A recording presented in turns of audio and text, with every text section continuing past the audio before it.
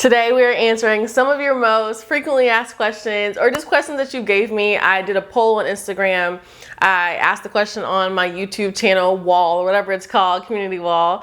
And these are the questions you guys gave. So let's get into them. They're about business, influencing, life of someone with a full-time job and also a business. So let's just hop in.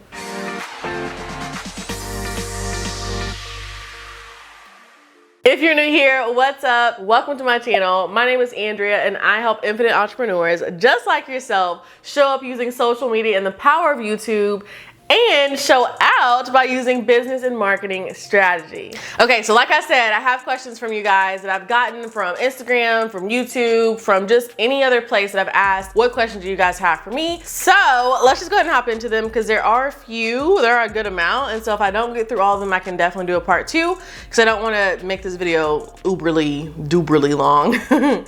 So first question is, do you feel pressure to buy items for hauls to keep up with the Joneses? I feel as if people go broke for clicks and likes. Great question. For me and my channel, I don't necessarily do hauls. However, it is important to have certain like filming equipment. It is important to have like, I get what you're trying to say, though I don't do hauls on my channel is what I'm trying to say. But when I used to do hauls, when I used to like solely be influencing and solely be a content creator, yes, I did.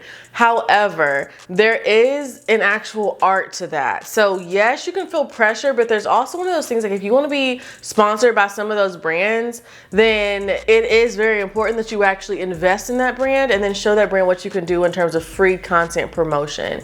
So do you feel pressure? Yeah, probably. Yeah. And is it sometimes necessary? Yeah, it is. I feel like the word pressure is the part that I'm getting stuck on, but it's really one of those things like it depends on what your goal is. If your goal is to get noticed by this brand, it makes sense to go buy the clothes, do a whole haul with those clothes, do other content, Instagram, all types of stuff with those clothes on. And is that for clicks and likes? Well, as an influencer, those things are very important, but is it for that? Not necessarily. The goal would be to get sponsored by the brand, if that makes sense. So should you, if your goal is not to be like a full-on influencer and you don't want to impress a brand, should you feel compelled to always have to go buy the best new thing or the latest outfit or go broke or in debt to, you know, do hauls? No, you definitely should not. But it is one of those things where I can understand where people go out and buy the clothes to then show the brand what they can do, and then eventually they get sponsored by them. So it really is, that question is dependent on your goals. And I know that's probably not the answer you wanted to hear, but that's just me being honest. So there you go. Next question is, how do you get over the fear of communicating your business's value/offer? I realized that, well, at least for me, as a business owner, for me, I created my service. My coaching program is to help people literally live the best life they can possibly live with the business they've built. You see what I'm saying? So it's one of those things where it's not coming from a place of like, buy this. It's like, no, let me help you do this. And by helping you, this is how you do it through my coaching program. You see what I'm saying? So it's like, I'm serving over selling. And if you kind of flip your mindset to think of it like that, and if you have truly created a program or a course or a product or a service or whatever you have, if that thing is really designed to help people and be the answer to their problems, then you shouldn't have that big of an issue like actually selling your thing. That doesn't mean there's not gonna be mindset things or imposter syndrome or comparison and all these other things, definitely not. But it is something like if you think of it in your mind as, no, this is something that is an answer to somebody's problem that can really, really help them. And by me holding back and not presenting it to them, it's actually like causing them to stay stuck in whatever problem they're stuck in. You see what I'm saying? So if you think of it like that, then you won't, for me, I don't have that big of an issue actually telling you guys what I offer, what it is, selling it, asking for the sale, because I know the sale comes on the other side of that sale is transformation for that client. So knowing that and also working with clients and working with my current clients and past clients, I absolutely love doing that. And I see how they literally go from point A to point B within the program to like they came in as a certain person and leaving as a totally like transformed business owner. And since I love seeing that, I have no problem selling that transformation and selling that the actual results that they can get within the program. So hopefully that helps. How do you manage being an influencer and having a coaching program and having a full-time job? Listen, I don't know. No, but seriously, so what I do is, for a while in business, I was really kind of going down the route of like the evergreen route in terms of having my program open evergreen. And so I'm actually in a coaching program right now that teaches you how to do that efficiently. However, I've realized that's not necessarily the style that I want. So I am actually going back to open and close enrollment. What this does for me is this allows me to have, because I have like at the beginning of the year, I pretty much plan out the entire year based on business goals, based on revenue, based on things I want to see, based on brands I want to work with, based on all that. And so this year was solely focused on coaching programs, solely focused on that. So that's why you guys haven't seen me work with a lot of brands this year. So I say all that to say, because what I do on my calendar is, say it's January, February, March. Say February I'm launching, then March I can be focusing on brand deals. You see what I'm saying? So that's kind of how I work like business wise. And so I'll have like maybe 2 to 3 big launches a year for the program.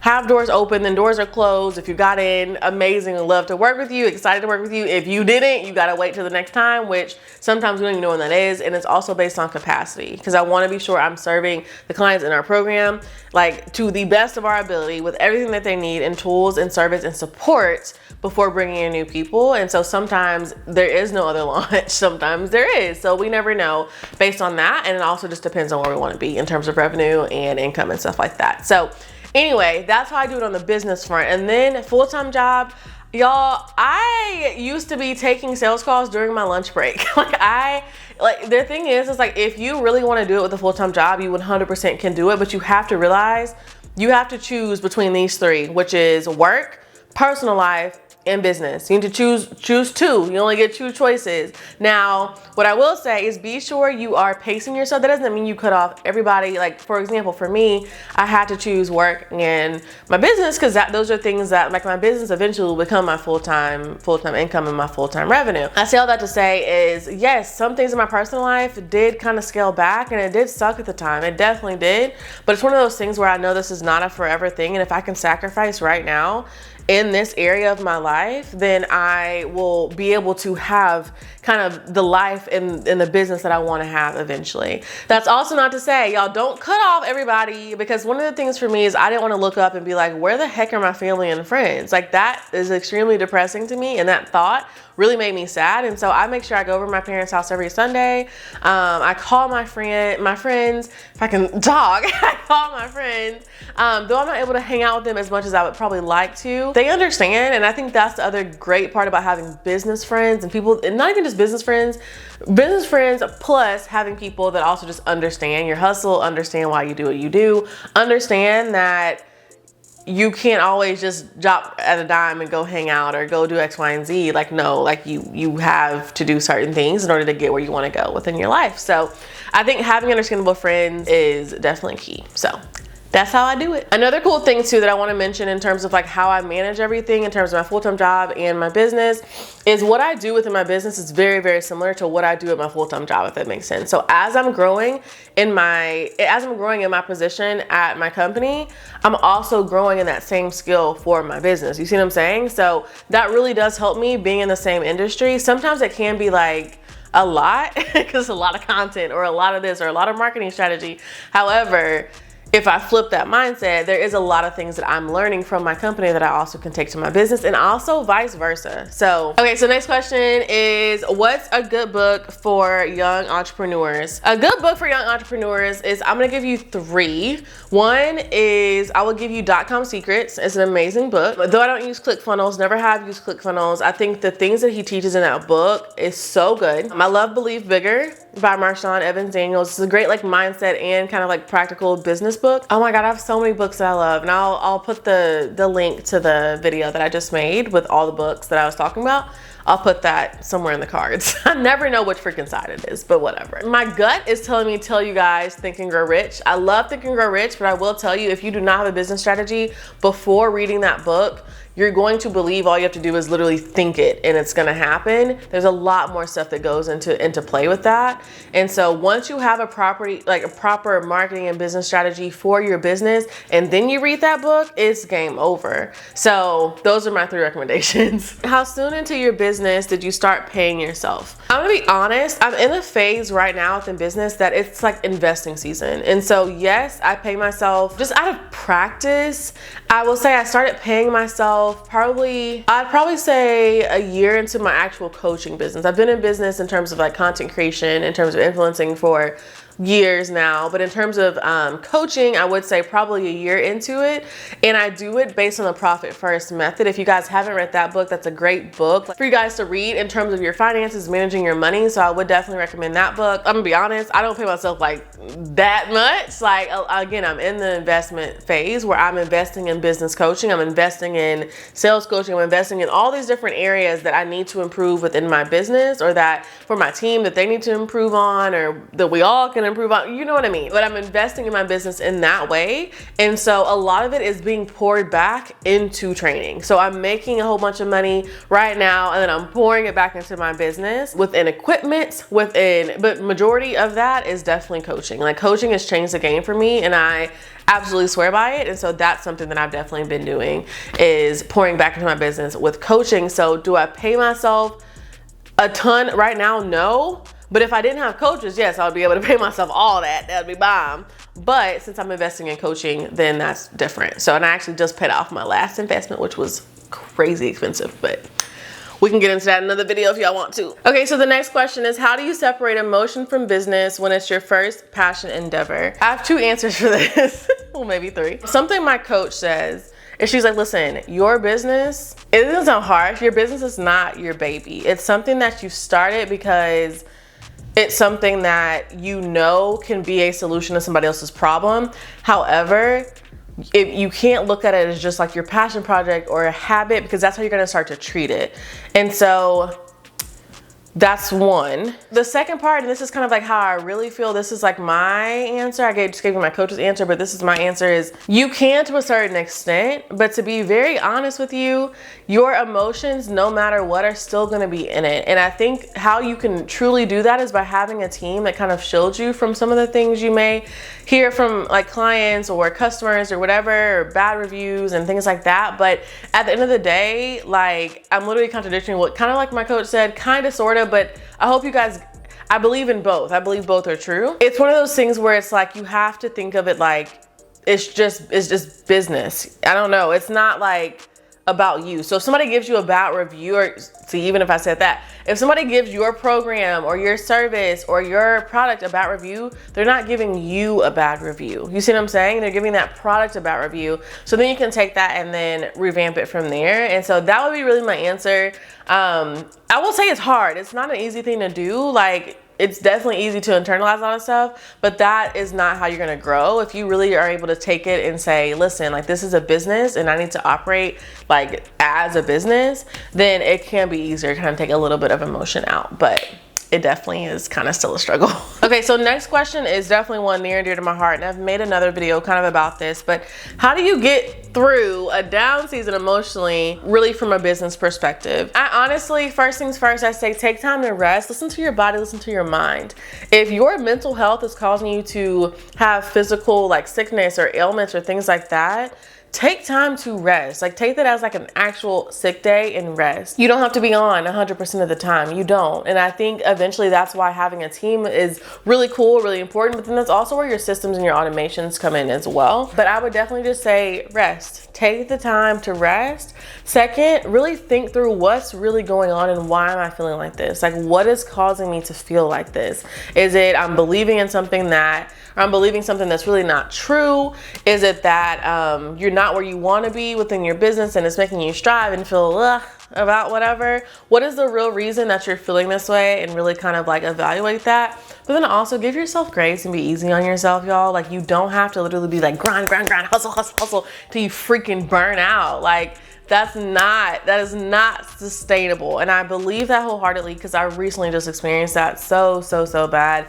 I also say, if you are a Christian, which I know a lot of you guys are in this community, I definitely say spend some time with God. Like, rest in Him, seek His will for your life, seek what could be out of alignment that you're doing. Maybe you're believing something that is not in God's will. Maybe you are going after something that's not in God's will. And that's not permission for you to just quit everything that you're doing, because a lot of times we like to think that it's not in God's will when it is completely in God's will. We just weren't willing to push past the challenge or push past the hard thing.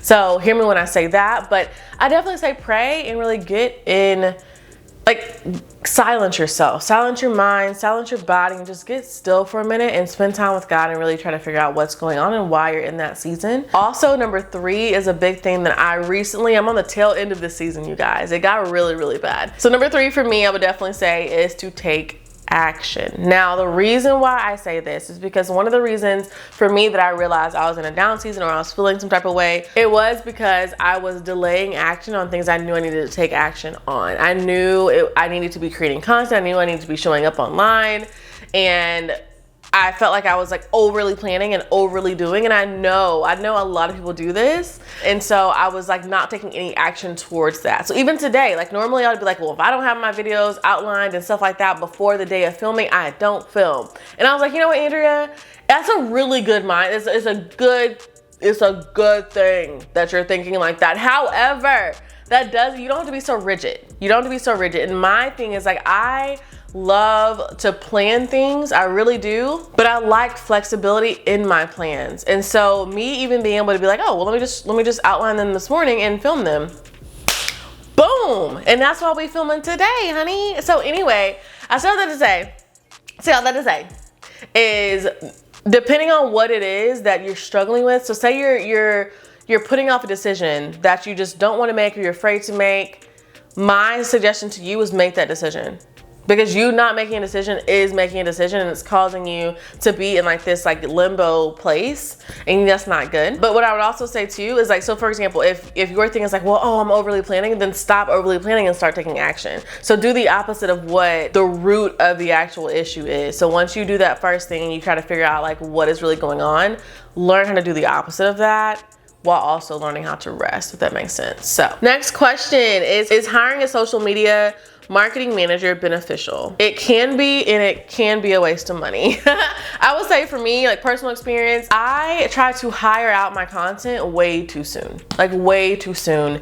The thing is as a business owner, you guys, I have a team. So I have a video editor. He's amazing. Shout out to him because he's editing this video.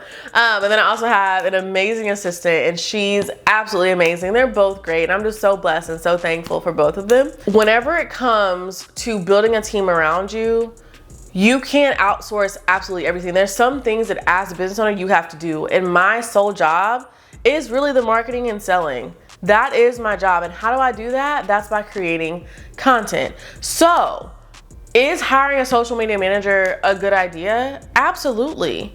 If you won't like, okay, I'm trying to figure out how to explain this, because is it helpful? Absolutely. Will I probably hire another one now that I know how to work with one? Yes, because this is what it is. My issue before was I tried to give them everything. Like they created everything for me. And it's like, no, Andrea, you still have to use your brain. You still have to be the one that is behind the content. You have to be the one that's creating the content, that is thinking through the content. They're helping you schedule it, get it out, come up with the ideas, and you're working as a team. But before I tried to offload all social media content onto that person, it was a disaster. It was just bad, and it wasn't her fault at all. She was absolutely amazing, but I did not know how to manage a social media manager at that time. So as long as you feel like you're at the place within your business that you can do that, and that makes sense, and you have a actual content strategy like system in place that both of you guys together are working through, then yes, I think hiring a social media manager is actually a great idea. Social media is huge, especially if you don't use ads and you're only doing organic marketing. You got to be showing up. Like that is no doubt, you have to be showing up. So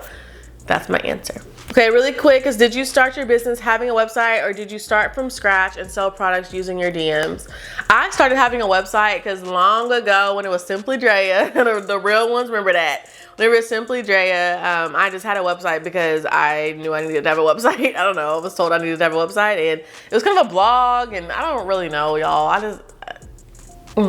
just glad it's not still up, to be honest. So yeah, I started out with the website, but I also kind of like, I started out as solely content creation. So I used it as like a blog. I used it as like stuff like that, if that makes sense. So I didn't start out selling anything. So doesn't probably help the answer to your question. Sorry. How did you grow to be comfortable with selling / marketing yourself without coming off the wrong way or too aggressive? I'm actually gonna make a way more detailed video about this. The root of this question is really asking like, how do you sell without being sleazy or feeling sleazy?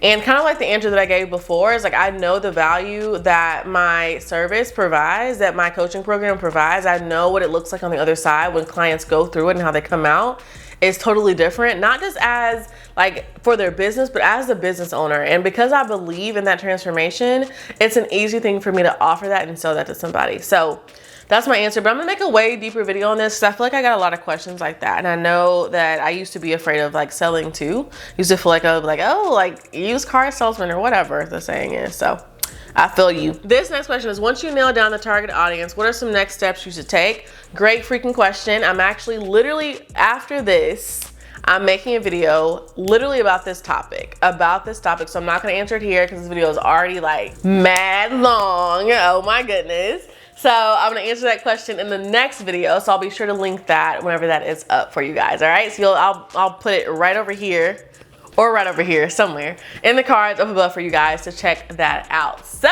okay, so now I want you to comment down below what questions you have. Also, if this was helpful, let me know in the comment section below as well, because I do think I want to work in like monthly, sorry, it's a loud car outside, monthly question and answers. So if you have questions, as long as you guys continue to have questions about things, I'll continue to make question and answer videos. So put those down below in the comment section. That way I can actually have your questions to then make a separate video about. So, all right, you guys, so be great. Thank you so much for watching, and I will see you guys in the next video. Bye.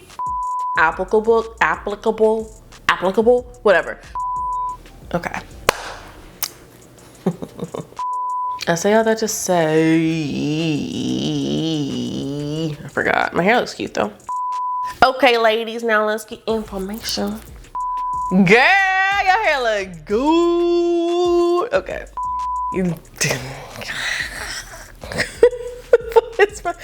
That wasn't my intro.